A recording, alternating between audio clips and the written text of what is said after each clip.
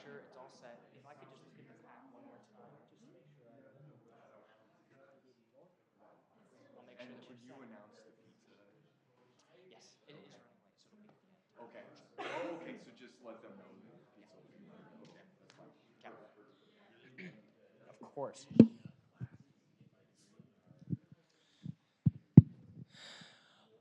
All right, we're going to get started. Welcome, everybody, and welcome to today's Hinckley Forum. My name is Nick Cockrell. The Hinckley Institute of Politics is a nonpartisan institute at the University of Utah.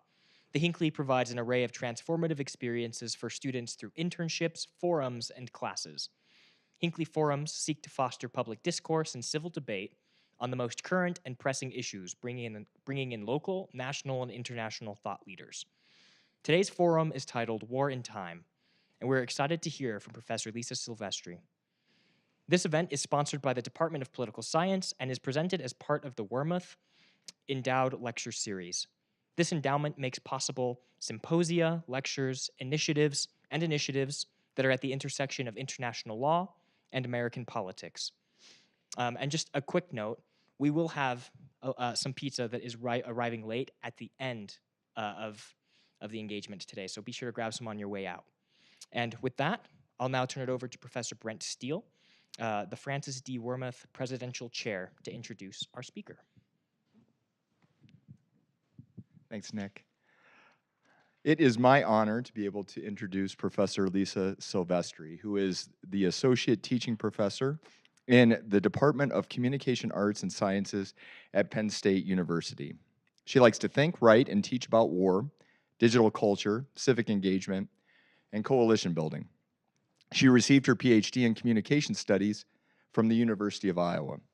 Her book, Friended at the Front, Social Media in the American War Zone, won the James W. Carey Media Research Award in 2016 for pioneering cultural approaches to the study of social media.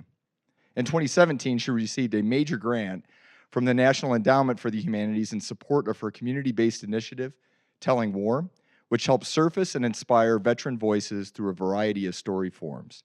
She is here today to kick off our symposium on wartime in the 21st century. The second day will be over at the Tanner Center of Humanities tomorrow from 12:30 to 5. And Professor Silvestri will kick it off with her address, Telling War in Time. So please join me in welcoming Professor Lisa Silvestri.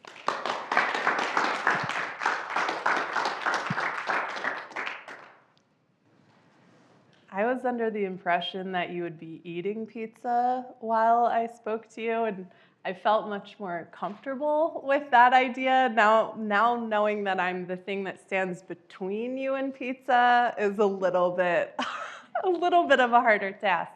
So I want to thank Brent and Andy and the organizers who helped to bring me here, the Hinckley Institute for opening this space to us, and for the great work that they do engaging our young people in ethical civic action toward a more just and loving society. So Brent did ask me to serve as the opening act for tomorrow. And so I've put together some thoughts on war and time, and we will see what we get out of them. I'm most looking forward to a robust question and answer, so I hope you save some of those for me. All right, so some of you may be veterans and know war in a direct way. Some of you might be service members who understand war through that unique lens. Some of you might be civilians who, like me, know war through the experience of a family member or friend. But chances are a majority of you are like the rest of us who know war through numbers, through body counts, through dates, through economics. And one of the things that bothers me is that I think we know intuitively that a quantitative telling of war does not do justice to the subject. So why do we keep doing it? Why do we keep relying on chronology and numbers to tell war? Telling war through numbers enables it. It allows it to persist. I'm going to start by sharing something with you that I've never shared with anyone before. It's not necessarily a secret per se, but it's one of those things that you have carried around in your heart for so long that it starts to feel private. But one of the reasons I'm going to share it with you is because I think it might help us in our willingness to engage with the pain of war. And for me, that's always what it's been about, that maybe if we engage with the pain of war, we will stop doing it. So in 2017, I received to my campus mailbox a letter from a 92-year-old veteran. And I still remember well my curiosity over the shaky penmanship on the envelope. And the letter was 4 pages, front and back, on lined loose-leaf paper. And the veteran began by introducing himself and saying that he had just over the weekend celebrated his 92nd birthday. And then he went on to tell me that he was a machine gunner in World War II. And then because of that skill set, he served in the same role again in Korea and yet again in Vietnam. He wrote, "I must have been pretty stupid to keep doing it, I guess, but I was good at it." The letter in tone reads like a befuddled confession. Part regret, part pride, part sorrow, part frustration. Faulkner would have called it the human heart in conflict with itself. In fact, the letter was actually, it was 4 pages, but it was 2 separate letters. In the first, he writes, "Dear Dr. Silvestri," and then in the second, he writes, "Dear Lisa." So my guess is that he wrote the first with more formality, as the honorific title of doctor that he gives me suggests. And then later, he sat down. I was already his audience, his "Dear Lisa," as he returned to his writing desk or his kitchen table to add on almost like a coda.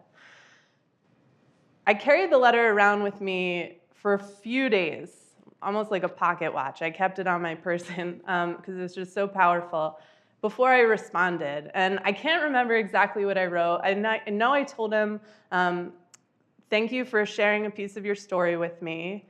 I told him I thought he was brave. I told him that he was just a kid who got mixed up in a crazy time for the United States, and that he probably made the best choices he could with the information that he had. So the letter came to my office in response to a city newspaper article that published that I had won this grant from the National Endowment for the Humanities called "Dialogues on the Experience of War." But that wasn't what prompted the veteran to sit down and write the letter. It was his 92nd birthday. He wanted to tell me, or to tell someone who seemed to care based on the article that he had read, about what he did in the military, to tell me that he was good at it, and that he liked being good at it, and he was valued for it, and he liked being valued for it. But that ultimately what he was good at and what he was valued for was killing people. 92 years, 3 different wars, 3 consecutive decades. His prime years, his adult working age life, and he spent them in war. After I read and reread the letter, what came to my mind were rings on a tree. That wartime was deeply part of this guy. It's part of his trunk. The ancient Greeks distinguished between 2 concepts of time. There's chronos, which is chronological, sequential time, so you can think of clocks and calendars, and then kairos, which is understood to be deep time, God's time. It's time detached from chronos. It is the qualitative assessment of time. The veteran's letter reflected both concepts of time. So he begins chronologically, telling me his chronological age. He outlined his war experiences the same way. But the heart of his letter was really about kairos. It was a qualitative assessment of the life that he lived. It was about the timelessness of war for him and in him. So far my career has basically consisted of offering a myriad of answers to the same essential question, which is, without experiencing it firsthand, how can we as a civilian public deepen our engagement and understanding of war? I've been really inspired by the scholars that you'll get to hear at tomorrow's symposium, and they have me thinking that time is key. That time is key to deepening our understanding of war. So my goal this afternoon is to continue thinking with you aloud about war and about time. And I'll say a little bit more. I'll start by saying a little bit more on Kairos. I'll talk about the NEH grant. And then I want to end by thinking about digital time and the ways in which our online networks have ratcheted the tempo by which we live our lives and how that inhibits our understanding of war. So first, more on Kairos. Kairos is connected to space, place, and body. So remember, Kairos is detached from sequential clocks and calendars. The body, I think, is where Kairos resides. It's certainly where it's felt. You have felt it. I've felt it. We all have at some point. For example, like think about on mornings when you wake up, there's some mornings, inexplicably, you get a ton done before 9:30. And then there are other days where you like barely get your teeth brushed in the same time frame. There's a mysterious quality to Kairos. The ancient Greeks connect it to spirit and God. Like I said, it's the qualitative experience of time. So serendipity is kairotic. Athletes in a state of flow are experiencing Kairos. I would say soldiers in a war zone, they talk about how time kind of falls away. Kairos is 9 minutes in Minneapolis, 6.5 minutes in Parkland. Kairos is connected to deep embodiment. So when that veteran reflected on his lived life, that is the kairotic aspect of his wartime, he did so in a way that was beyond chronos, beyond linear narrative. He didn't know how to think and therefore how to talk about his war and what it meant. He was good at killing people, and he liked being good at something. We all like being good at something. How should he feel about that? So after 92 years, wartime seemed to have this compound, cumulative effect on him. So as I mentioned, the letter arrived in my campus mailbox in response to a city newspaper article announcing that I had won an NEH grant for a project I proposed called Telling War.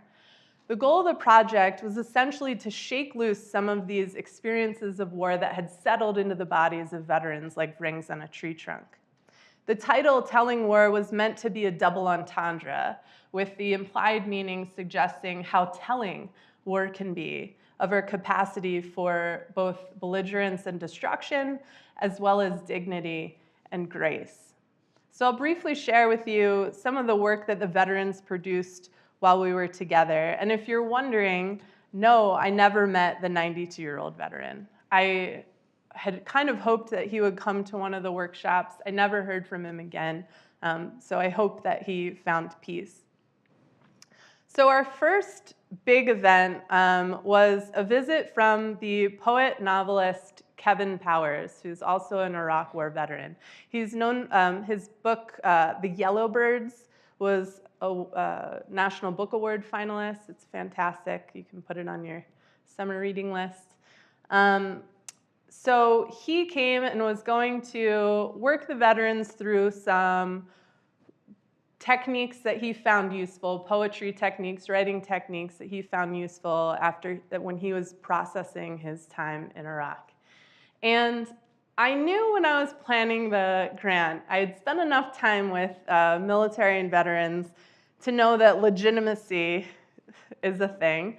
And so I knew that it was important that the workshop leaders were also veterans, that it wasn't just some humanities professor that was going to come in and teach you, what a dangling participle is or whatever.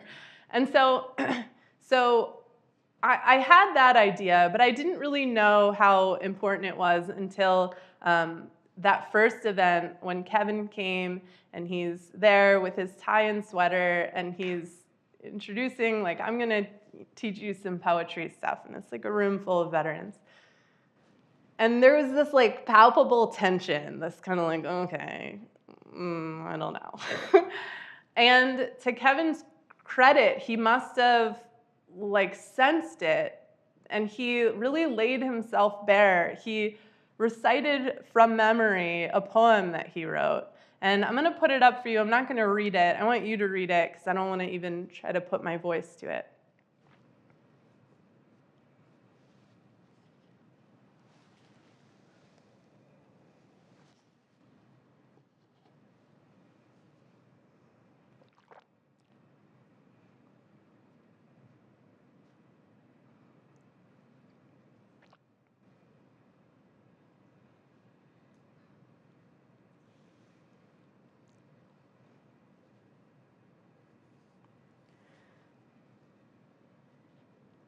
So he reads them this poem, and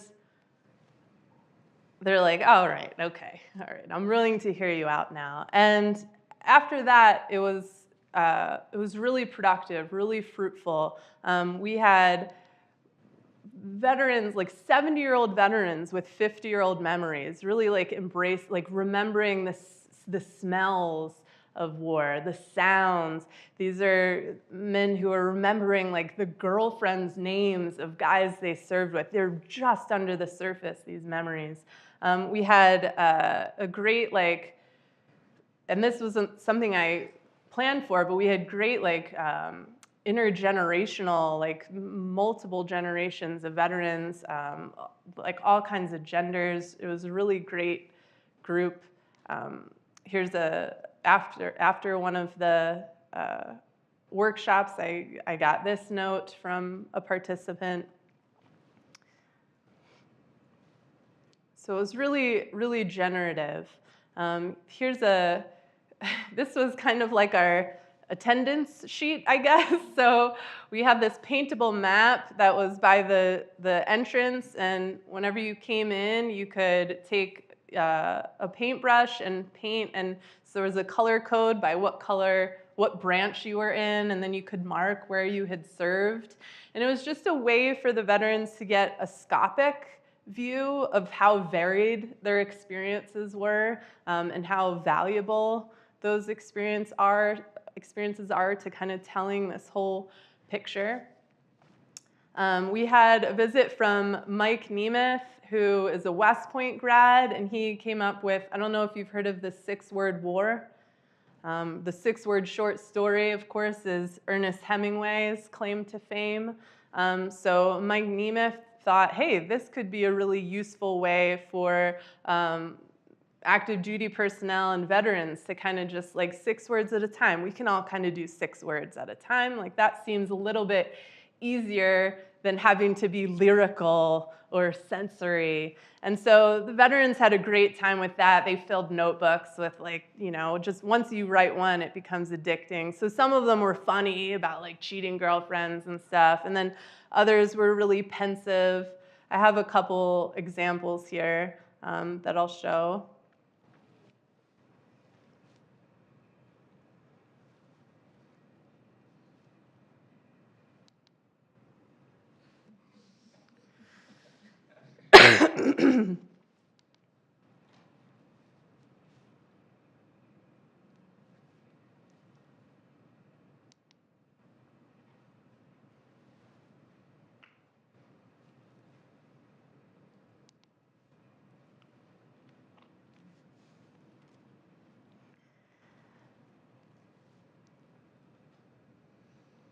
So there was real benefit to the intergenerational component. Again, like it was something that I didn't really anticipate. And so that added so much richness. We also had a master paper maker come who taught the veterans how to make paper from textiles. I don't know if you know the history of paper making, but it used to be made from rags. That's how we get rags to riches. There used to be a rag man that would come and collect your rags, much like the milkman, and he would take them down to the paper mill and beat them into paper. And so the veterans first brought things that they were like, you know, maybe they wore an undershirt or a pair of socks or a handkerchief that they had during their deployments. And then they started getting really into it and bringing in like their desert camouflage, the desert cami pants and stuff. The poor Drew, the paper maker, was really worried that his like paper beater, the machine, wouldn't be able to break down some of that like heavy tactical gear, but we made it. And so they did some really cool things, like they printed on them. Some of them bound them into books. They wrote things. They sent them to some of their buddies who were still serving. So they started out making small paper. Here's 3 Marines. Of course, leave it to Marines. They have to make it bigger. So here are 3 Marines doing an enormous poster-sized piece of paper. One of these guys even pulped his dress blues. It made this beautiful, beautiful, like rich royal blue, and then he threaded the blood ribbon through it. I mean, just stunning. Here they are binding them into books. So again, you can see this intergenerational component. There's an Iraq War and a Vietnam War veteran, didn't know each other before this, and seeing them interact was really neat. It was like watching a person respond to their own reflection in a funhouse mirror. Like there was this recognition of familiarity there it was really cool to witness. Here's another, here's a quote from a young man to that point.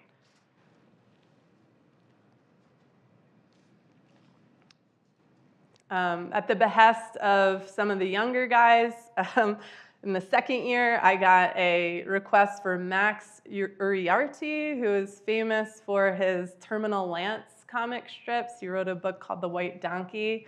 And so they said, oh, like, could you use the grant money to get this guy? And I'm like, yeah, okay, I'll see if I can. And I did, and he came and he led a comic book writing workshop. And so here you can see one of the participants created a Near Beer Anonymous comic strip. They had fun with that. We had Vietnam War veteran Ron Osgood. He's a regional Emmy Award winner for his films on Vietnam. And he came and he taught veterans how to film their own, like film each other and how to like tell their story for film and like kind of like a StoryCorps type thing. Like this is how you might tell your story should you choose to tell it. And then really, I mean, it was just about hanging out and like sharing space together. The whole project was just so rich. We went places and did things that I did not anticipate. I don't think the participants did either. My aim was to somehow convey my esteem for the veteran voice, to get them to understand for themselves the merit of their perspective. They know war in a way that we never will. Civilians just never will. We don't have access to it. And this was a way for them to deepen their own understanding and their own access to that experience before their 92nd birthday rolls around. It wasn't about producing stories that were palatable for civilian public. The onus wasn't on veterans to explain war to us. The project was for them and by them. And really, that's what motivated me to apply to the grant in the first place.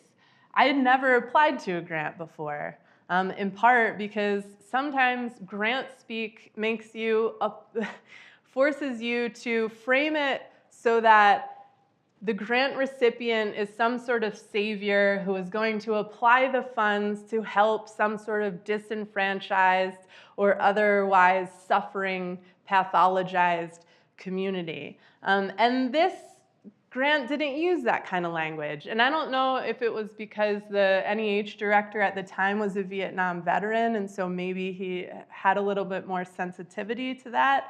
But I appreciated that the veterans weren't assumed to be suffering in any way, that they needed to surface their war stories to alleviate their trauma or to explain what war is like for a civilian public. Instead, the assumption was that veterans are imbued with wisdom, that their experiences, like rings on a tree trunk, are part of them, and that there are humanities-based modalities like poetry and photography and so on that can help help them absorb these experiences in a way that will make their lives more livable. So in telling war, we experienced a variety of different forms with the idea that there's no superior storytelling format, that all modalities can bring like some details to light and that cloud others, and that even as a person, you might be attracted to some styles of storytelling and not others.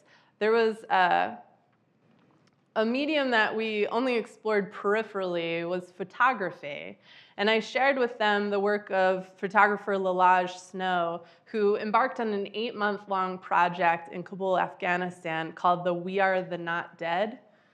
It featured the portraits of British soldiers before, during, and after their deployments in Afghanistan.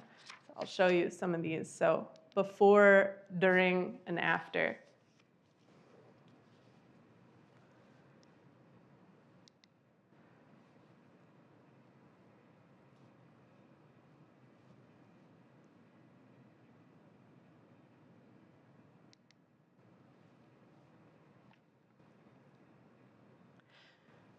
There's a somethingness there, an experience that cannot be accounted for by chronology. Chronos, the calendar, would call it 8 months. But that's not what we're seeing, is it? An Iraq war veteran explained once that it wasn't until he accepted himself as already dead that he was able to survive in Iraq. He said that he would imagine getting blown up, lit on fire, run over by a tank, torn apart by dogs, captured and beheaded, just so that when he went outside the wire, he didn't have to worry because he was already dead. It never occurred to me before then that when veterans return from war, they're coming back from the dead. That's different from survival. It's a significant cognitive shift, and I think it's what makes their perspective have so much potential humanitarian value. Coming back from the dead suggests a kairotic experience of time. Returning is circular. By contrast, survival maintains a linear relationship to time. But death and coming back from death is the total detachment from Chronos. It's an experience of temporal uncanny. It's an embodied timelessness. So because war's truths are wrapped up in the body and this hard to explain sensation of time, it's really hard to talk about experiences of war. Vietnam veteran and writer Tim O'Brien argues that all war stories on some level are necessarily fiction because they have to rely on language and abstraction and generalization. They're limited by that cognition. In his words, in a true war story, if there's a moral at all, it's like the thread that makes the cloth. You can't tease it out. You can't extract the meaning without unraveling the deeper meaning. And in the end, really, there's nothing much to say about a true war story except maybe, oh. True war stories do not generalize. They do not indulge in abstraction or analysis. For example, war is hell. As a moral declaration, the old truism seems perfectly true. And yet because it abstracts, because it generalizes, I can't believe it with my stomach. Nothing turns inside.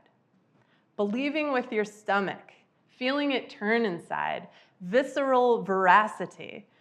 O'Brien's point maps onto what we've been talking about because he's describing this embodied knowledge, a form of knowing that is beyond the reach of Chronos, beyond the reach of linear narrative, clocks, calendars, other types of structures that we impose on our lived experiences.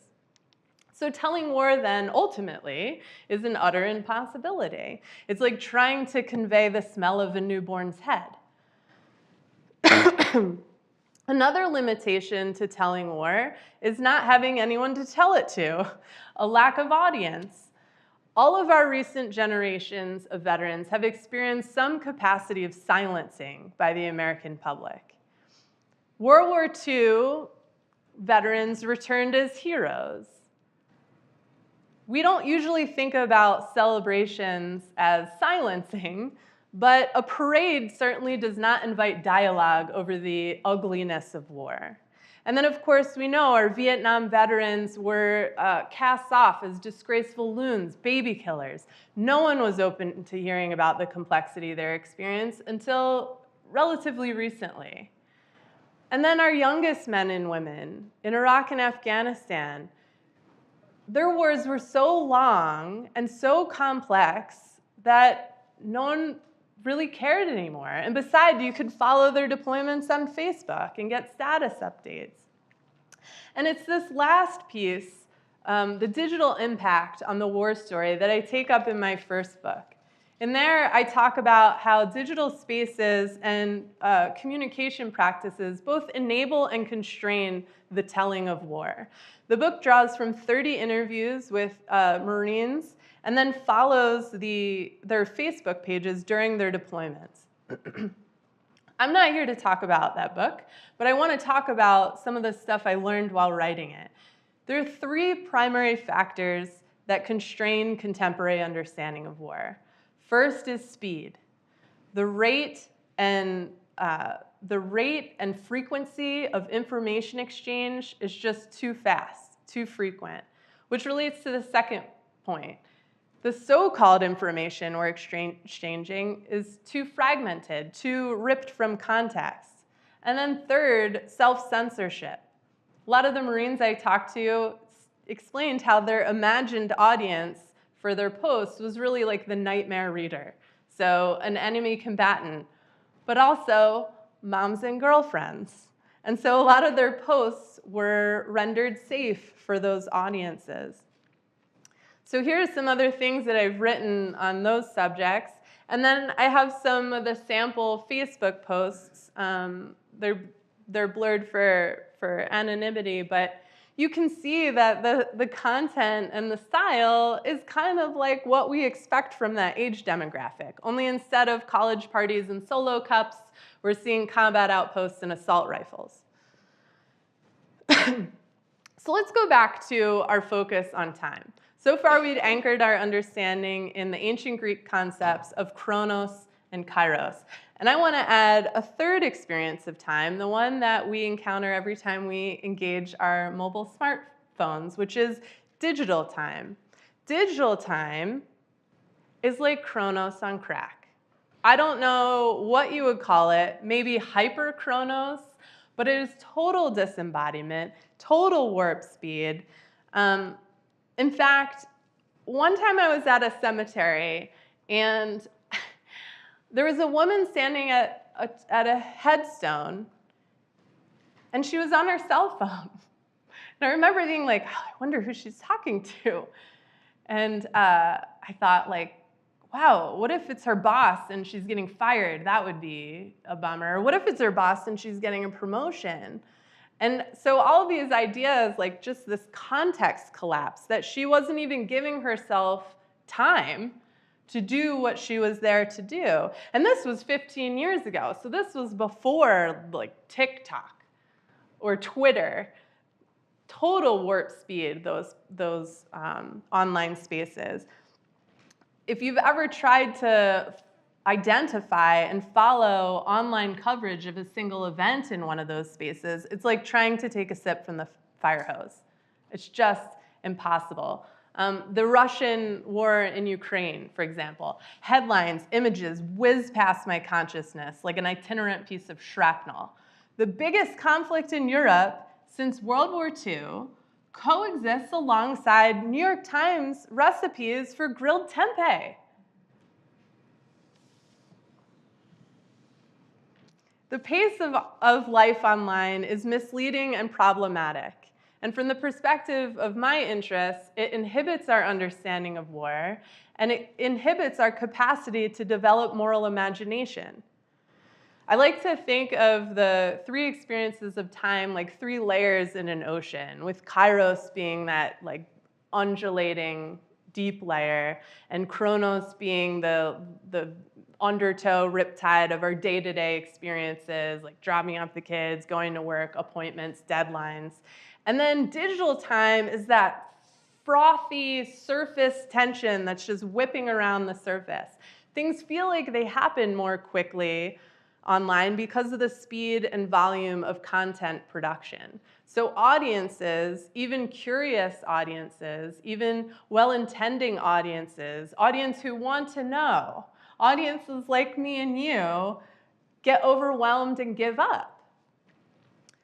When Russia invaded Ukraine in February 2022, a year ago, the world was watching.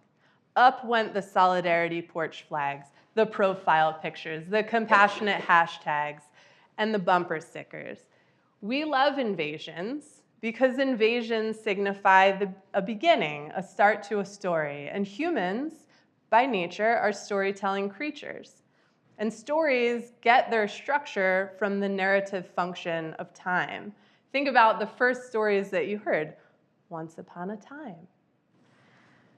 Online, however, time exists as this eternal present. Everything is happening now. Now. Now. And war is also starting to reflect this eternal present time structure framework. Tomorrow at the symposium, some of the illustrious scholars will point out the significant implications of the fact that war no longer follows a familiar temporal structure, but instead resembles this ongoing framework of threat management.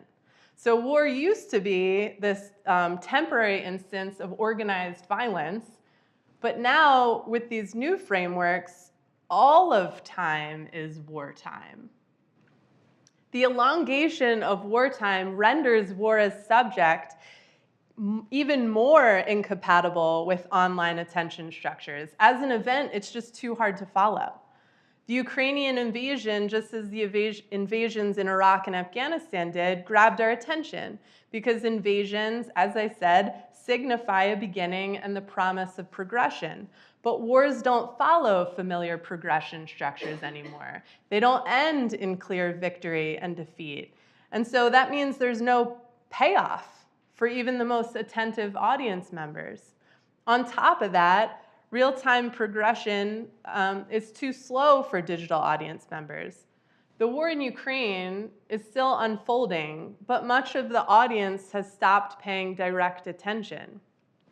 There is, however, a form of ambient attention that shouldn't be overlooked.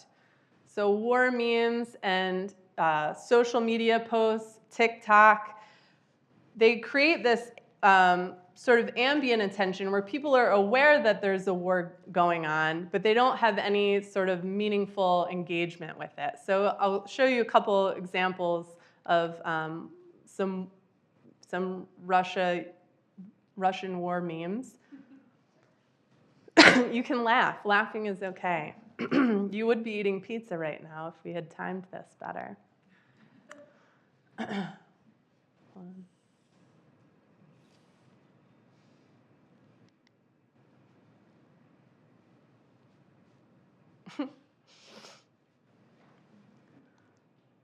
This one's crazy.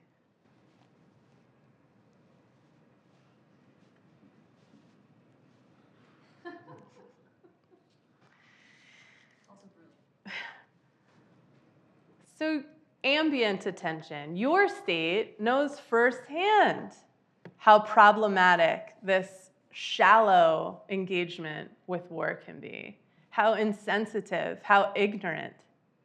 When war's timeline is infinite, war becomes ordinary, and so do conversations and representations of war. So the content that I see coming out of Ukraine these days reflects this casual day-in-the-life genre. I actually saw a TikTok video.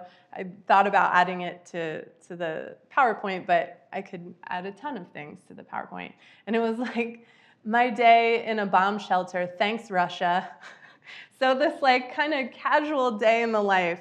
Later images of Iraq and Afghanistan started to reflect this style as well. I'm thinking of a photo I included in my book of some Marines sitting outside a combat outpost. I think they're playing Risk, which is very, very meta. And I wondered then, and this is in 2008, 2009, I wondered then as I do now, like, is this what war looks like today?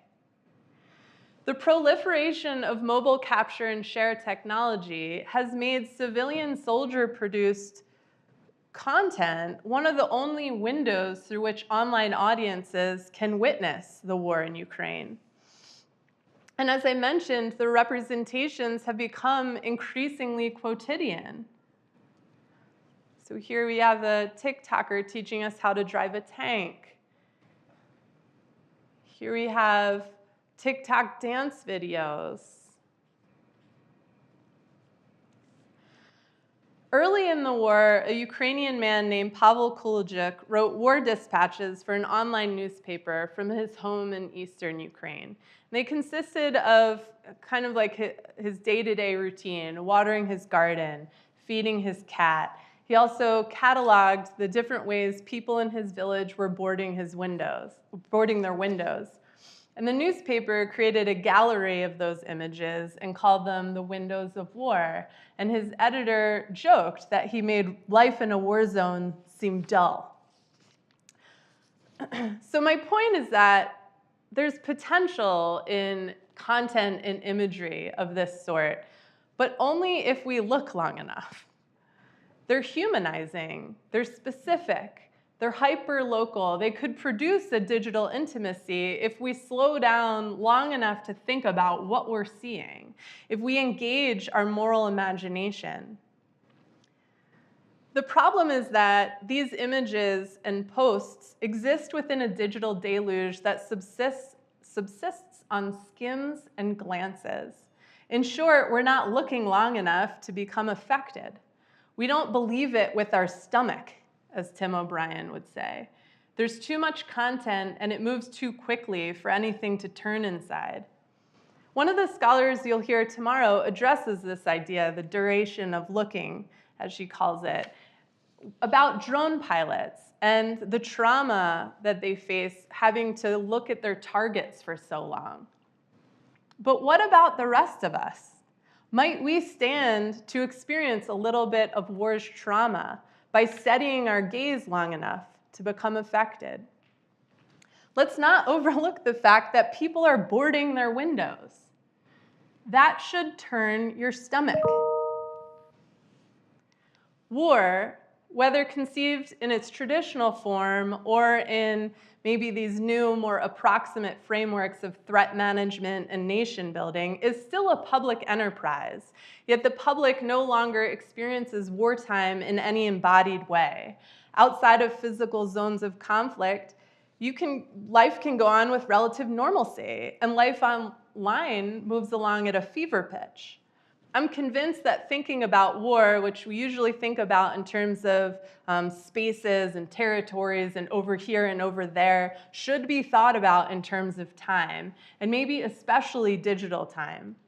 The scholars you'll hear from tomorrow, they raise important questions about war's relationship to time, beginnings and endings, duration and endurance. How do circumstances of continuous threat impact practices of vigilance? Is there a statute of limitations on counterinsurgency? What does progress look like? What are the temporal boundaries of grief? How and when do we memorialize so-called forever wars? These are big questions with complicated answers. And we owe it to our veterans and our service members. We owe it to veterans like the 92-year-old I told you about to think more deeply and more creatively, more passionately about what war means and what it's worth. We owe it to them to feel it in our stomachs, because we sure as hell spend a lot of chronological time doing it.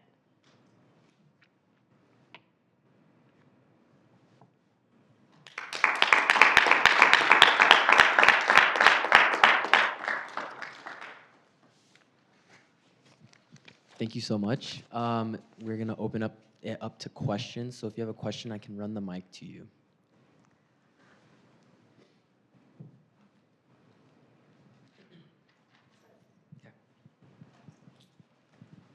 Thank you so much. That was wonderful. I was thinking as you were talking about your grant and the projects that you were doing to talk about war, where you might place conceptually the stories from the civilians living in the war zones. Thinking to Tara Lynn's piece on drones, right?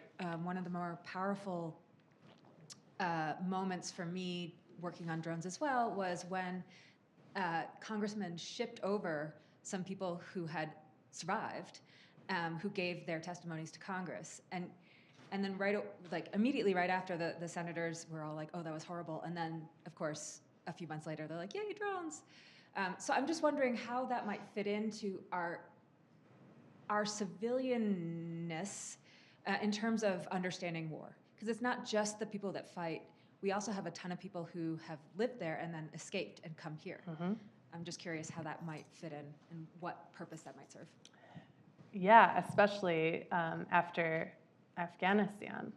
We have a lot of folks who can offer direct testimony of that. Where it would fit in, I mean, I think the answer is always more stories, more perspective. I think one of the reasons that I've come to value the veteran voice is, one, I come from a family of veterans, kind of like unwilling heroes, I would call them. I don't call myself a military family because has like implications, like a cat lady, like you know, like, you know, my dad was drafted. He dropped out of high school and was drafted. So that it's not quite like we're not Yankee Doodle dandies or anything, but. The veteran voice for me is just because I have never met a combat veteran who thinks war is a good idea.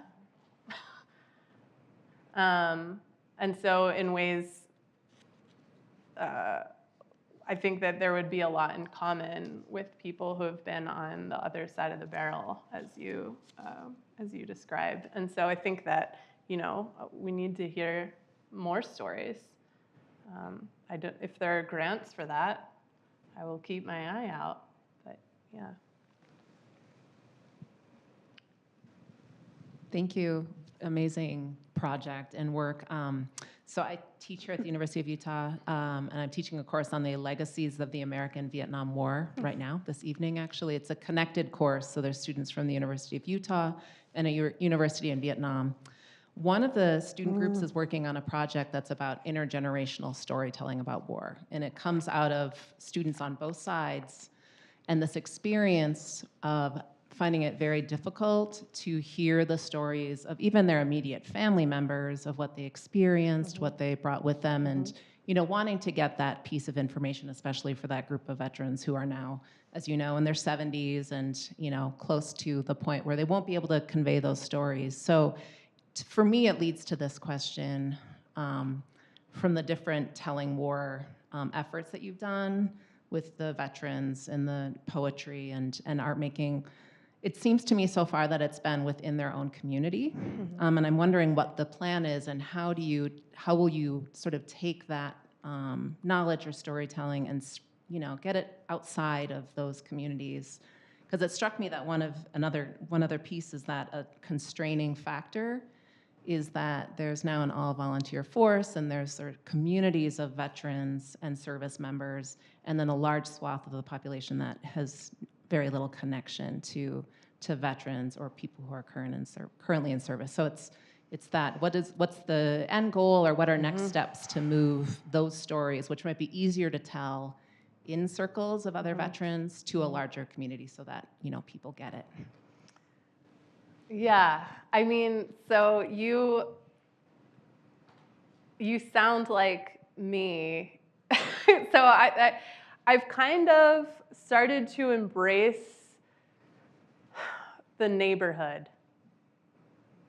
I've started to embrace the idea of the local. Like, as we become global, I'm starting to sanctify like community engagement. And I don't know like what it would take to make that leap. And I like don't think it's on. The onus shouldn't be on those people who are laying themselves bare, telling these stories about the most like horrific experiences that they have, and being like, well, how can we like turn that into something that is going to reach, you know, Tracy in Idaho or what? Like, you know what I mean? Like, so. I don't know like the influencer culture and all that stuff. Like, how do you make people care? Like, is that kind of what the heart of your question? Like, Yeah, I think that's true, but it's also it fits with this like lack of knowledge of history. I know. When you told me you were teaching Vietnam, the first thought that popped in my head was thank you for your service. Thank you. I think there's definitely historical amnesia that is becoming like even like quicker what we forget. So I think that what you're doing and teaching them how to storytell and how to listen, and I think that that's really valuable. And it's just one heart at a time that they can live in ever widening circles. I mean, because the kids that you're working with are gonna go on and have experiences and do things. And I actually have a question, and it relates to that. So thank you for asking that. In society today, we're like the most interconnected we've been through social media, but we're still disconnected, as you mentioned, and we're silencing other people and their voices. Is there a beneficial use of social media that can help get these stories out or help tell war? And where does that begin and when does that end? And when are we like pushing the limits of that? I think what comes to my mind is like the little 2-year-old Syrian boy who is laying face down in a beach, and how that image hit the internet. And I think I was in high school, maybe middle school, and that people paid attention. People saw, what was happening to, the people in Syria, and actually turned that into action and started caring more. And we saw a lot come out of that. So is there any, I guess, form of social media that is beneficial to the cause? I think it's important not to confuse constant contact with connection. I think that is one thing. I think, like I said, I mean, a lot of these stories, those images, have great potential if we, like you did, slow down and think about what we're seeing. If we engage our moral imagination, it's just the context in which we experience them, like, scrolling, and it goes so quickly and you're doing other things, and then you get like a text message about where you're meeting for lunch, like that you don't even have time to think about this child. Or the earthquake images. I mean, that was someone's like nightstand. You know what I mean? Like we don't, we've lost the capacity to like humanize one another in a way. And so I think that all of these opportunities for contact could move into connection. I just think that the culture of use needs to change a little bit. And I don't know the answer for that. I'm an old millennial. I'm the first generation millennial. And so I'm not as fluent, but I'm hopeful. I mean, my students are really wonderful, sensitive people who do feel deeply. I mean, part of, I think, their like fatalist attitude is because they feel so deeply. A lot of them don't want to be on a lot of these platforms, but feel like the social compulsion.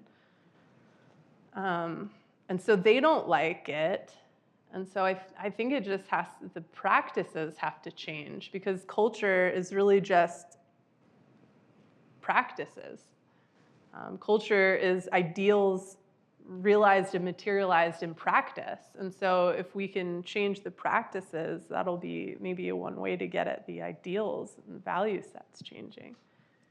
Okay, so you said they don't like it. So with that, did you find it difficult for veterans to express themselves through storytelling? Yes. And how did you manage then to contribute through storytelling? Yeah, I mean, I just love your question because that was the most challenging part, getting veterans to even participate. I had to do a lot of, and I'm kind of an introvert, so I had to do a lot of like coffee meetings and stuff with like community organizers to be like, come here, baby bird. And so the veterans would come and they didn't necessarily know what they were in for. And like I said, it was going in with the spirit of experiment, with the spirit of like, you already have my respect. I already see you as deserving of dignity. I'm, a humanities professor. Like, these are some things that might be useful to you. I don't know. So it's kind of just going in with that kind of like, let's try this. And like letting them have voice. So like it was the young Marines who said that they wanted this comic strip illustrator. I'd never heard of him, but he was a huge deal. It was a huge turnout. The young kids were around the block getting his signature. And so letting them kind of have a leadership role, I think, was really important, especially because it took place on a college campus. And college campuses have that like gown to town division. And so if they were coming into my house, as it were, like I wanted them to feel like it was for them. So that was kind of it. Oh, you're welcome. My question's kind of related to your last two responses. I think when I think about these kind of things or how to facilitate storytelling of these traumas, of like what responsibility do we have as stewards of the story or of consumers of the story to not turn it into trauma porn, especially with how, like, I just think of TikTok and that, with the Russian invasion, there was just like, 7-second clip after 7-second clip of like horrible atrocity. Yeah. Now here's like a new fashion story, and now here's like a meme, and then like another dead body. And like, how do we facilitate people telling those stories and not treating them as content mills? And how do we consume those stories in that way? Yeah, I think one of the things, and maybe this tacks back to the previous question, is for me, storytelling, it was about the process. It was never about product outcome. It was never about like producing a story. It was never about like surfacing trauma or anything like that. It was just like going through the process. And so I never really had like a product in mind. Like I said, that was one of the reasons I applied to this grant, is because it didn't have that kind of, you have to produce a thing that we can show on our website. And so I think like storytelling as a process can be really edifying for the person who goes through it. And so I do think one of the things that inhibits storytelling, to go back to your comment on social media, or any of our storytelling on social media, is that we always now have an audience in mind. I mean, one of the, like my young people are like outsourcing their sense of self. Like they don't even know what they like anymore. They like don't, like it's like all audience dependent. And so things can turn into war porn when you are producing it for an imagined audience. But when you're going through the process of, and it's an audience of one, that is a little bit different. And so like some of these spaces are problematic just because you're imagining like, oh, this could go viral. Or I could, like when the ego is involved, right? Like this is gonna get me so many followers and clicks and blah, blah. Like that, that's a problem. That's a problem to developing our moral imagination. That's a problem to understanding our sense of self, to getting a hold of like what our values and hopes are. The notion of trauma porn is just a really sickening concept that I wish wasn't even intelligible. Okay, we'll do one more question and then we'll wrap up. To contrast that, though, when you look at, say, the Vietnam conflict, it was images of Napalm Girl and a video of, I forget the name of the boy, but who was assassinated by the head of police, like point blank with a gun. And it was those images coming back to the United States that changed public disposition on the war and essentially got these veterans treated so poorly when they did come home. So how, as a future citizen to go forward to document these horrible atrocities, how does one ride the fine line of I'm creating more murder porn and I'm creating images to inspire the nation to speak out against warfare? Yeah, I mean, I think the first televised war is a great analogy because right now the Russian war in Ukraine has become the first TikToked war. And they're definitely two different content styles, I think. I think what was productive about the imagery in Vietnam was that it was a broadcast model of communication. And so, I mean, that was the government says television lost the war, right? Because people saw for the first time what war looks like, and they started running to Canada and burning draft cards and like having protests because war is evil. And so, but we were all seeing it at the same time. It was like there were 3 channels, and that was the news of the day, were these images. But now, like it is in a different like media ecosystem, where like Charlotte was saying that you get like a mix of imagery and so ripped from context. And so I think like what you're saying is, how do I become a caring citizen and share these images that might change people's minds? You want to have good captioning, I suppose, right? Or like strong hashtags, or something that is going to corral people's attention in a way that is going to help them interpret what it is you're sharing, because we don't have like Cronkite anymore. We don't have Dan Rather at the end of the day saying this is what happened.